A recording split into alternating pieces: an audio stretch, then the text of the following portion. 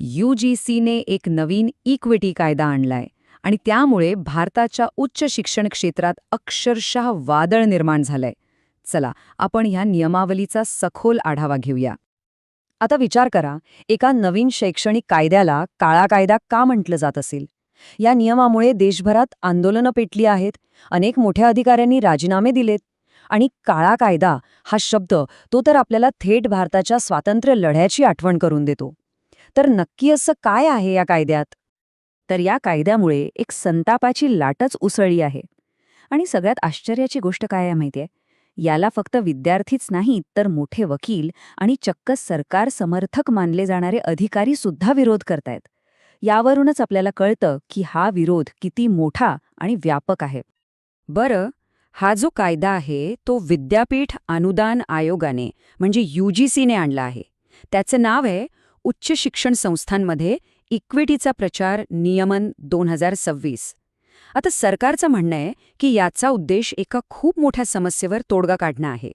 पण हा वाद नीट समजून घेण्यासाठी आपल्याला आधी ती मूळ समस्या काय आहे हेच पाहावं लागेल.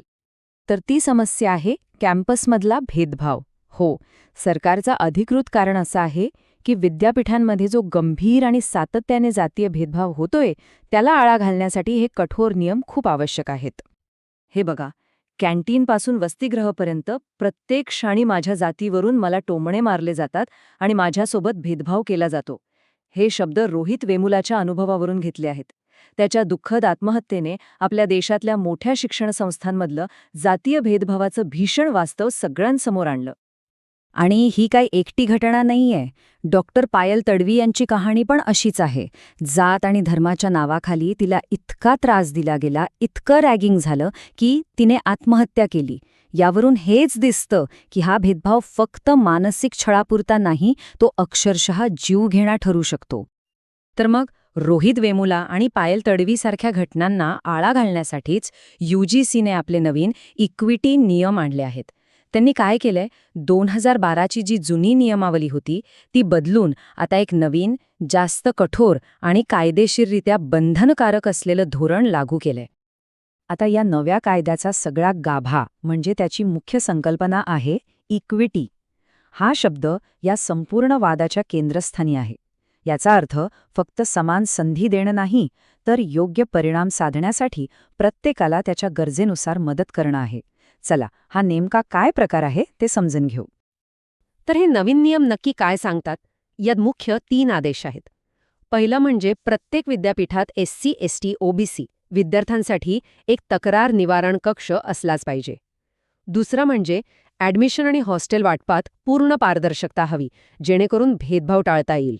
आणि तिसरं, जे कोणी हे नियम पाळणार नाहीत त्या संस्थांवर कडक कारवाई केली जाईल, म्हणजे दंड लावला जाईल. तर मग प्रश्न येतो की हा कायदा इतका वादग्रस्त का आहे?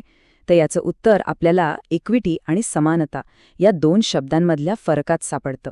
हा फरक समजला की सगळा वादच स्पष्ट होतो. आता बघा, समानता विरुद्ध इक्विटी. समजा 3 वेगवेगळ्या उंचीची लोकं आहेत आणि त्यांना मॅच बघायची आहे. समानता म्हणजे काय? तर तिघांनाही सारख्याच उंचीचा एक बॉक्स दिला. पण यात जो सगळ्यात बुटका आहे त्याला तरीही काही दिसणार नाही ना? आता इक्विटी म्हणजे काय? तर प्रत्येकाला त्याच्या गरजेनुसार मदत करणं. म्हणजे सगळ्यात बुटक्या व्यक्तीला 2 बॉक्स दिले, जेणेकरून आता तिघेही सामना बघू शकतील. यालाच कायद्याने खऱ्या न्याय म्हटलंय. आता हे ऐकून वाटेल की उद्देश तर खूप चांगला आहे, मग याला इतका तीव्र विरोध का होतोय, खास करून सामान्य प्रवर्ग आणि विद्यापीठ प्रशासनाकडून? चला, आता आपण विरोधामागची कारणं काय आहेत तेच जाणून घेऊया. तर विरोधाचे मुख्य मुद्दे काय आहेत? सगळ्यात पहिलं म्हणजे विद्यापीठाच्या स्वायत्ततेला धोका. टीकाकारांचं म्हणणं आहे की सरकार कॉलेजच्या कारभारात ढवळाढवळ करतंय. दुसरी मोठी भीती आहे गैरवापराची, म्हणजे वैयक्तिक राग काढण्यासाठी कोणीही भेदभावाच्या खोट्या केसेस टाकू शकतं. तिसरा मुद्दा आहे निधीचा. सरकार पैसे रोखून धरण्याची धमकी देऊन विद्यापीठांवर नियंत्रण मिळवेल, अशीही भीती आहे. आणि हो, काही विद्यार्थ्यांना वाटतं की हा कायदा थेट सामान्य प्रवर्गाला टार्गेट करतोय. आता साहजिकच जेव्हा एवढे टोकाचे मतभेद असतात तेव्हा प्रकरण पुढे जातच. आणि हे प्रकरण आता पोचलंय थेट देशाच्या सर्वोच्च न्यायालयात. त्यामुळे आता सगळ्यांच्या नजरा सर्वोच्च न्यायालयाच्या निर्णयाकडे लागल्या आहेत. म्हणजे बघा, देश अक्षरशः विभागला गेलाय. दोन वेगवेगळे दृष्टिकोन आहेत. जे समर्थक आहेत त्यांना हे सामाजिक न्यायाच्या दिशेनं उचललेलं एक क्रांतिकारी पाऊल वाटतंय. त्यांच्या मते यामुळे असुरक्षित विद्यार्थ्यांना संरक्षण मिळेल. पण जे विरोधक आहेत त्यांना हा विद्यापीठाच्या स्वातंत्र्याला धोका वाटतोय. त्यांना भीती आहे की याचा गैरवापर होईल आणि सरकार निधीचा वापर करून नियंत्रण मिळवेल. दोन्ही बाजू आपापल्या जागी ठाम आहेत. या सगळ्यामुळेच एक जनहित याचिका म्हणजे PIL दाखल करण्यात आली आहे आणि आता या नियमांचं भविष्य पूर्णपणे भारताच्या सर्वोच्च न्यायालयाच्या हातात आहे. आणि शेवटी हे सगळं प्रकरण आपल्याला एका मोठ्या प्रश्नावर विचार करायला भाग पाडतं. सामाजिक न्यायाच्या शोधात आपण ऐतिहासिक चुका सुधारताना आजच्या काळात प्रत्येकासोबत वैयक्तिक पातळीवर निष्पक्ष कसा व्यवहार करायचा, या दोन्ही गोष्टींमध्ये संतुलन कसं साधायचं, कदाचित हाच एक खऱ्या अर्थाने समतावादी समाज निर्माण करण्यापुढचा सगळ्यात मोठा पेच आहे.